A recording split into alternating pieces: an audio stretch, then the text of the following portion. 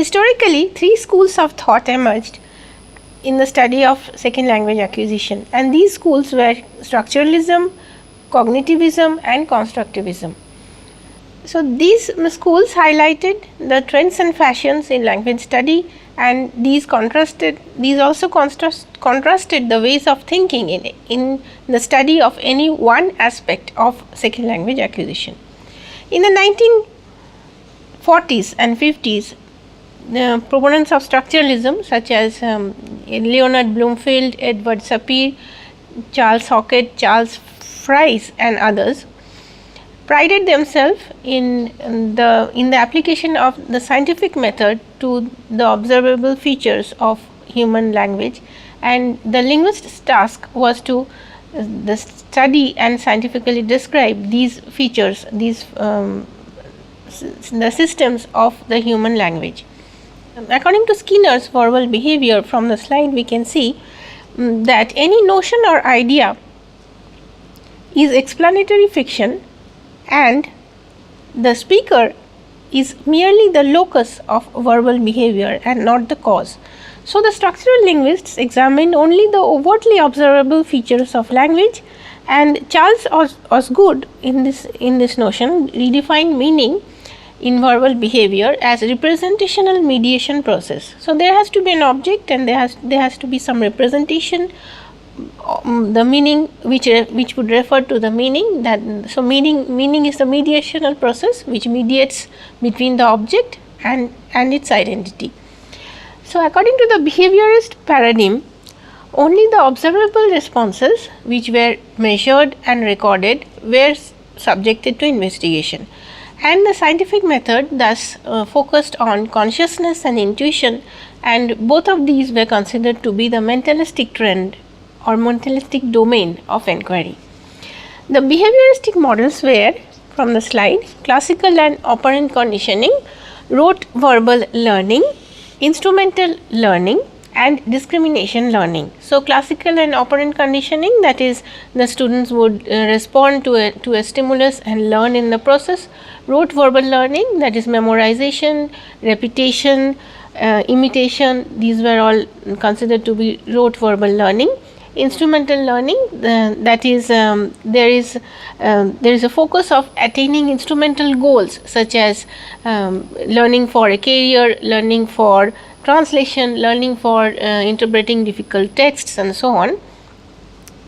Discrimination learning, that is discriminating sound units and learning in the process. So, learning through immersion programs and instrumental, these were all there in discrimination learning. During the last quarter of the 19th century, Henry Sweet and Otto Jesperson emphasized on language, the naturalness of language learning and the use of second language in the classroom. So, these beliefs are still with us today. They are either they are explicitly instilled or they are taken for granted. And we are all aware that this rote verbal learning, classical operant conditioning, discrimination learning, these are all there very much. So, next I come to rationalism and cognitive psychology. In the 1960s,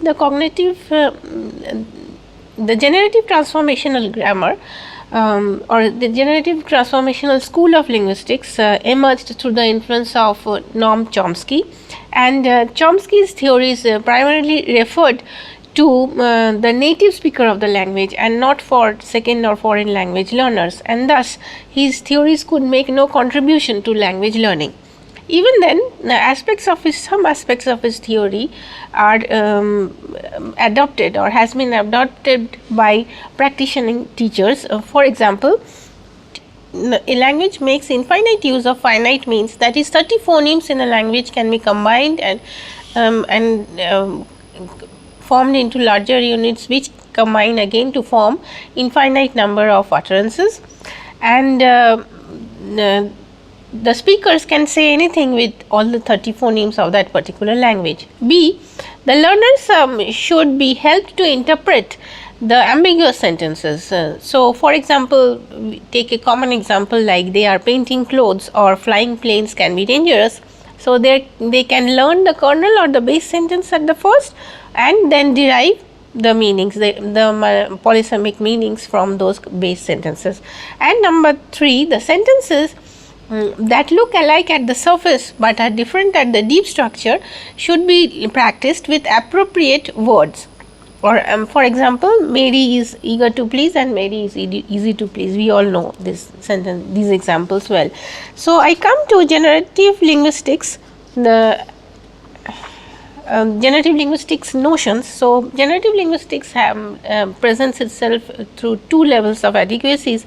The first one is arriving at the explanatory level of adequacy, and the second one is achieving the level of descriptive adequacy. So, the first one, arriving at an explanatory level, that is we start from the base and we reach at the focal point, and achieving at the level of descriptive adequacy, that is we start from 0 and we reach somewhere finite.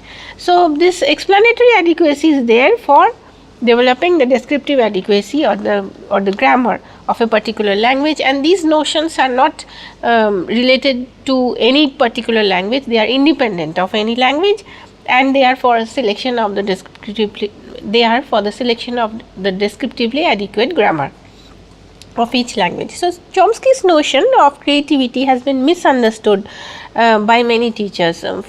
His notions that human beings are born with an innate capability of born with a language acquisition device, and all languages contain universal categories have been misunderstood as learners acquire language effortlessly, and only those features which are not universal need to be taught.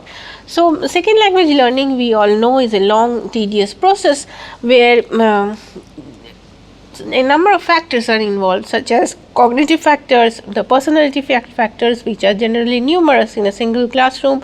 There are affective factors and as well as stimulating and effective teaching. So, the second language learning is not easy, and the universal negative, if it for example, if we take the universal negative is expressed in different forms and positions in nearly all languages. So, even though negativity is a universal feature, it has to be taught and it has to be learnt discretely. Ferdinand Saussure in 1916 claimed that there was a difference between parole, that is what Skinner had called observes, and Chomsky had termed performances, and Lange of what Chomsky calls competence or our innate language ability. So, linguists a few decades later, however, study only the parole, and they have highlighted or they have focused on the distinction between the observable aspects of the language and the hidden levels of meaning and thought that generates the observable linguistic performance. So, cognitive psychology, from the slide we can see, have proposed a rational approach in employing the tools of logic, reason, extrapolation, inference, and these tools were to derive explanations for human behavior. So, the structural linguists and the behavioral psychologists were interested in answering the what question about human behavior, that is the description, and the generative linguists and the cognitive psychologists were interested in what plus why question, that is the reasons, circumstances, environmental factors causing a particular event. My third point is constructivism. So, constructivism emerged as a new school of thought in the last part of the 20th century, and constructivists argue that all human beings constitute their own meanings of reality. So, what is constructivism and how does it differ from the other schools of structuralism and cognitivism?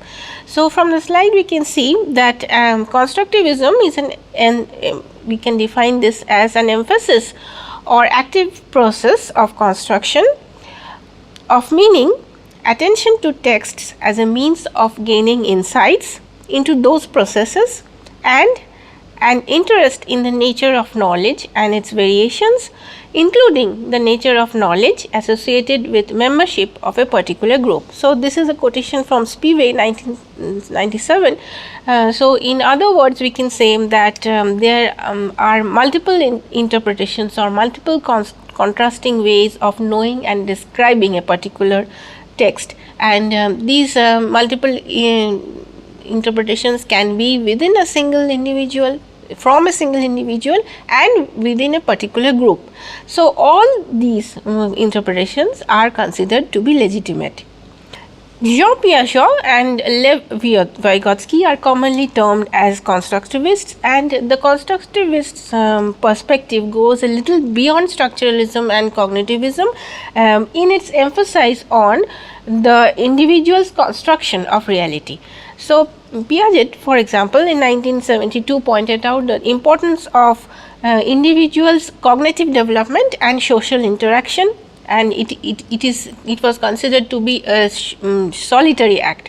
So, biological stages of development were basic and which developed due to social interaction. These biological developments were triggered by social interaction. Vygotsky in 1978, however, mentioned that cognitive development was as a result of social interaction. So, he rejected the notions of the predetermined stages. So, second language acquisition from the constructivist perspectives consists of conversational discourse, socio-cultural factors, and interactionalist theories.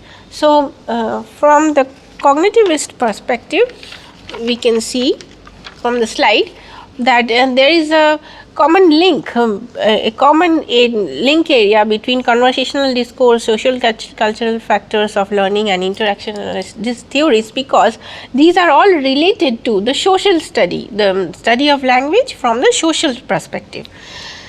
Also, the cognitivist perspective are a natural successor to a number of theories, number of focal areas. So, these areas are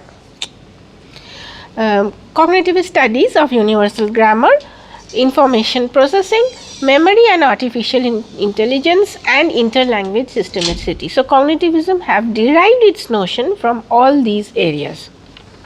Finally, I come to the schools of thought in second language acquisition. From the chart, we can see that there are three columns. The first column is time, the second column is schools of thought, and the third column is ideas or themes. So, in the 1900s, 1940s, early 1900s, 1940s and 1950s, the schools of thought that were emerging were structuralism and behaviorism, and the ideas which came thus from the school were description, observable performance, scientific method, empiricism, surface structure, conditioning, and reinforcement. So, scientific method. So, what is it? So, language, we have all known that from that language could be dismantled into smaller pieces or units, and then these units could be described scientifically and contrasted and added up to form a whole. So, that is, we can divide the words into morphemes and morpheme into phonemes, and we can then describe the phonemes scientifically. So, for this we need a phonological theory, and these phonemes could be contrasted and combined to form larger units. The similar is the point with the morphemes and the large other units of the discourse. So, in the 1960s and 1970s emerged rationalism and cognitive psychology. With these schools came the notion of generative linguistics, acquisition, innateness, interlanguage systemicity, universal grammar, competence, and deep structure. So, interlanguage systemicity, that is a system that has a structurally intermediate status between the native and the target languages. So, in the process of learning, the learner has an intermediate stage or interlanguage stage which is neither similar to the source language nor similar to the target language, and thus in the process of gaining or attaining or mastering the language, the learner overcomes this stage. So, this is interlanguage systemicity. In the 1980s and 1990s as well as in the early 2000 came constructivism. With it came the themes of interactive discourse, socio-cultural variables, cooperative group learning, interlanguage variability, and interactionist hypothesis. So, socio-cultural variables, these are for example individualism, that is looking at one's interest, power distance, that is the less powerful person is in the society accept the inequality in power and consider it as a norm. So, the dialect, the standard language has always its mastery over the other speech forms. Uncertainty avoidance, that is people within a culture are made nervous by situations they perceive as unstructured, unclear and unpredictable.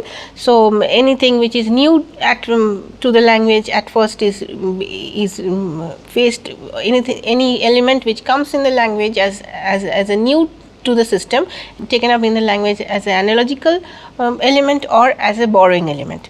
So, interactionist hypothesis, this is a concept by Michael Long of 1985, which states that comprehensible input is the result of modified interaction. That is, if you are taking a writing class, for example, you want the students to go for some speaking activity at first, so that they can generate ideas. These ideas, individual ideas need to be modified, which can then be represented in the learner's write-up or the writing activities which will follow up. So, this is how you can bring in the interactionist hypothesis into classroom application. So, with that I end my talk. Thank you for listening.